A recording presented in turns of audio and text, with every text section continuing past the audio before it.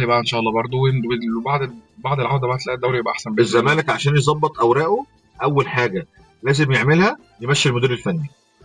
يمشي المدير الفني، بسم الله الرحمن الرحيم كده، يعمل زي ما عمل الاهلي. بس الاهلي يعني احنا ادينا فرص كتير للمدرب بتاعنا، ده يعتبر ده اول سقوط لا لا في ماتش بتاع المقاولين. بص اقول لك على حاجه يا احمد، انا بالنسبه لي اللي مسؤول عن فريق الكوره اللي قدامي ده بيبقى المدير الفني. الفريق ادى وبقى تمام، المدير الفني ياخد حقه. ايوه، لما يحصل العكس برضه ياخد حقه. صحيح.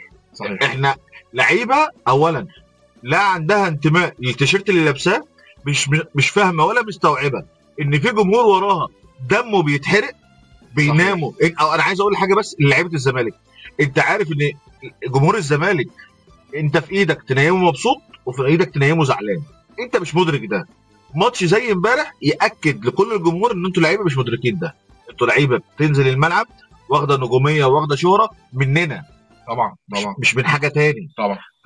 لما تيجي تنزل الملعب انا عايز اشوفك بتعمل حاجه عشاني، زي ما انا بعمل عشانك على السوشيال ميديا، زي ما انا بعمل عشانك وبجي لك الاستاد، زي ما انا بهتم باخبارك، زي ما انت لما بيحصل لك مشكله انا الجمهور عامه يعني اول ناس بتلاقيهم مساند في ظهرك، الدرع بتاعك. طبعا.